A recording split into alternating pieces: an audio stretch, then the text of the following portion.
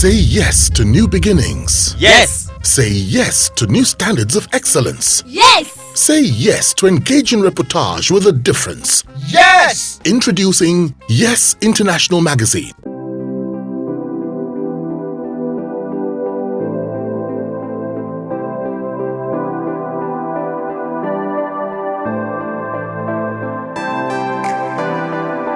Now, you call yourself the Lion Heart. Why? Actually, you see, that nickname actually came from my grandma. Okay. And the nickname came when I was 10 years old. Wow. A long time back. And I think that was my first time of meeting my grandma. And they took us to the village. So we went to the village. You know, the first time meeting your grandma. She was all excited. But after 3 days with grandma, she was already getting tired of me. Because that time they said I make too much trouble.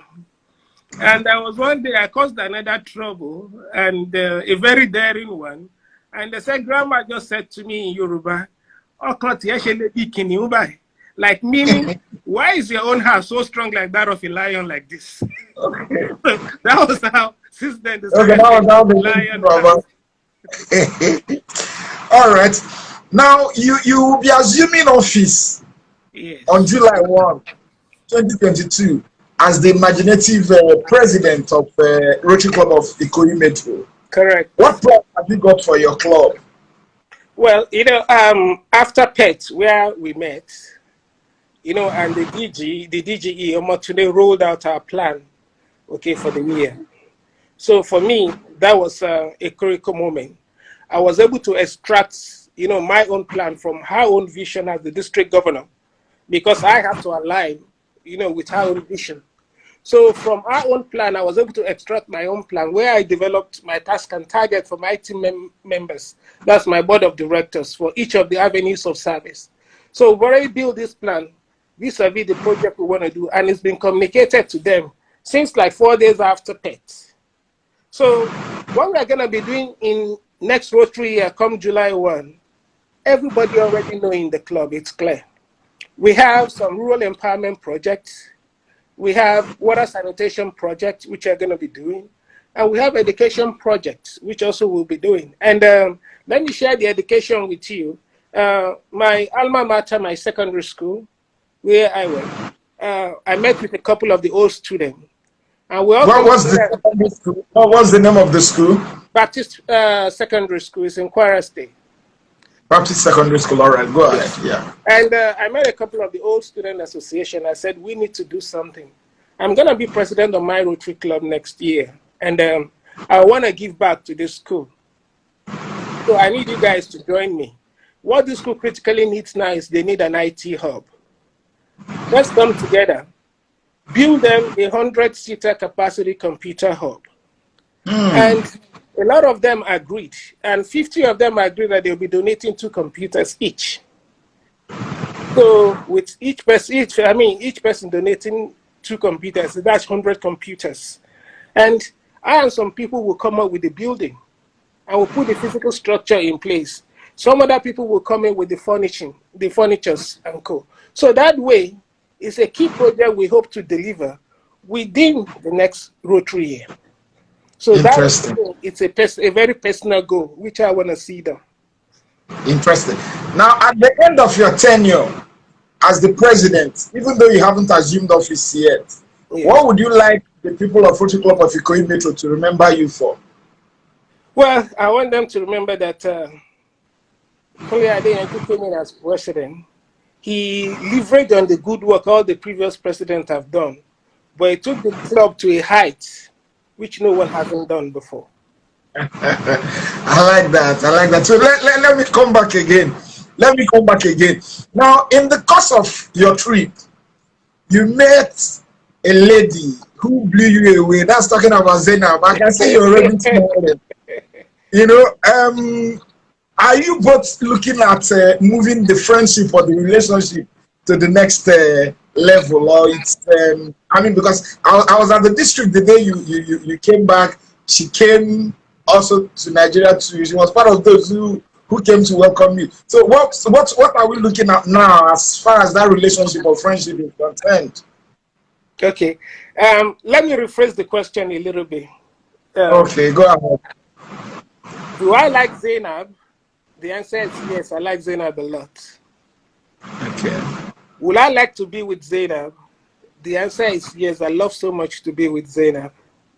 Then the third part is Zainab available? The answer is no.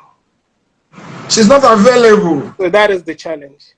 You know, sometimes in life, Wow. you want something so much in life, but it doesn't come. Wow. So it's okay. What the, yeah. I can't even find the right word to describe this. Okay, now, for the benefit of those who were not there when you people met, could you take us through how yourself and Zainab met? Okay, Let's even. I met Zainab 6 months ago, about 6 months plus ago. And that was when I was building the plan for, working hard on the plan for this adventure. And, you know, I just didn't want to rely on all the information I got on the internet, like the CIA's fact book, the SIS intelligence report, or the German DSB report. I wanted something deep. I needed somebody to give me on the ground information, people who are connected, who can give me, you know, good intelligence information on the ground. So I got connected to Zainab through a friend. And Zainab was actually able to connect me to people in Senegal, in Mali, in Gambia, in Guinea-Conakry, in Cote d'Ivoire, in Lomé, in Benin, who were able to basically all the Francophone countries, people who are connected, you know, like deep, really connected into the country's system, who were able to provide me good, intelligent information that helped me, you know, to plan my route and, you know, how to go and what to do in all these places. So in the process of that 6 months of working together with Zainab, I discovered she had a very, very beautiful heart. And so that was how the whole fire got ignited. All right, talking about this fire, you know, I also remember that at the district, you know, the day you came back, you know, they were trying to ask you about your marital status and everything. What exactly is your marital status? Well, Are you married? I have children. The other part is complicated. I'm separated. That's Okay, you're married but separated. Okay. Now, what are the other things about your petting that you like us to know? You know, things that many people do not know about that you like to share with them. okay. Well, I love. I'm an ardent cyclist. Okay. I cycle like there is no tomorrow. I'm an author. I've published 2 books available on Amazon, on Apple, on Google Books, and major bookstore around the world. And I'm just a good guy and a good Rotarian, you know. All right. Now, I need you to tell us about your childhood. Where did you grow up?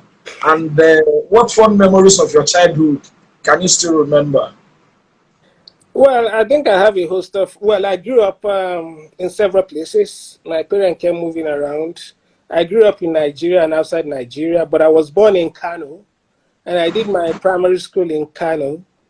You know, then yeah, and I went to ABU Zaria. That's Ahmadu Bello University Zaria, where I did my first degree. I'm presently working on my What PhD, did you study for your first degree? agric economics. Okay, agri Then economics. Okay. I'm currently working on my PhD with University of Phoenix, Arizona. At the same time, also I'm doing an MSc program. Also, I have an MBA degree. A bit about my previous career life. I started my career with British American Tobacco, where I worked for like about 7 years. Then from there, I joined Orlando Gas and Power. I worked for 18 months. Then I moved to Shell, where I spent the better part of my life. That's Shell Petroleum. I did like about 15 years plus with Shell before I decided to leave Shell to set up my own business. So now I'm into real estate, and that's what I'm doing now. Um, what else again about me? Okay, favorite childhood memories. I just remember that I was always causing trouble. I'm always getting into one trouble or the other when I was a kid. Though now I'm a lot calmer, gentle now, but then I know I was a lot hyper. And so there were a lot of troubling, I mean, I like that. Your love, for power bikes, how did it start? What triggered it? What prompted it?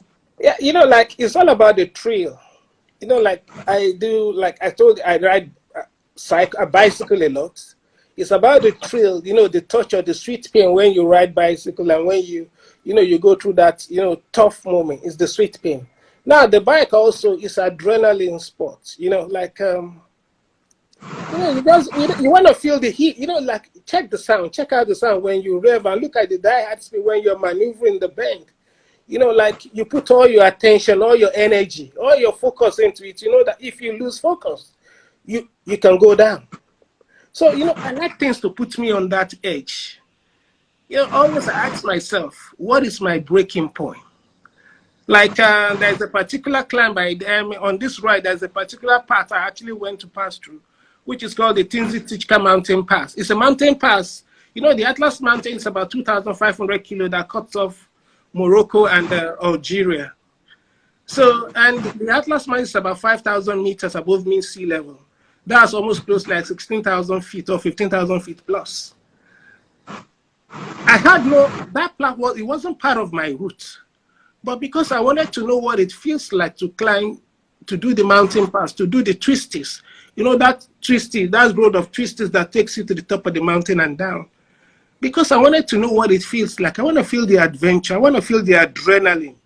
I want to be on that edge where, like it's a thin line between survival and death. And it takes an hour, 30 minutes to go through that torture. And that's why I did it. And, it's the kind of road, like I said, that if you take your eyes off the road for 1 second, or you allow yourself to think for 1 second and you lose focus, you go into the ravine and that's it. So I like pressure like that. And what gives you those kind of pressure? And in the hard way, a power bike. So that's it. I like that. Now, since you started riding these power bikes, have you had any major accidents? No, none. But have I dropped the bike? Yes, I've dropped the bike twice, but I've not had any accident. Okay. When you say you dropped the bike twice, what does it mean to drop the bike? I'm not a biker. So I don't know. Have I fallen off the bike? Yes, I've fallen off the bike. Okay, I get that. The outpouring of love has been unprecedented. What would you like to say to all Nigerians, people all over the world, Africans who have been celebrating you, who have been, commending and appreciating and applauding you for that adventurous journey and trip that you made from London to Nigeria? Yeah, thank you for that question. Let me just step back a little bit. Some people asked me yesterday, they said they don't understand, just like what you said, that we can't understand why people not like you so much, like what you're doing so much. Because it's like cutting a wave around the world that everybody loves it. What is that unique thing that you're doing that is different that make this? And I said, okay, let me ask you, when we were growing up as a child, what is that or if you have a child and you give a child a Spider-Man gift, a superhero gift, how do you think the child feels? You made his day. Why does the child feel so cool about being associated with a superhero or being this Spider-Man as his friend? It's because Spider-Man goes out to take on that difficult thing for the sake of humanity, not for himself. So I said, people are just being good human beings. They appreciated what I did because I did this not for me, but to address a noble cause for people that I don't even know, that I may not meet. And that is why people love this. And that's why people shower the love back for me. Wow. Interesting.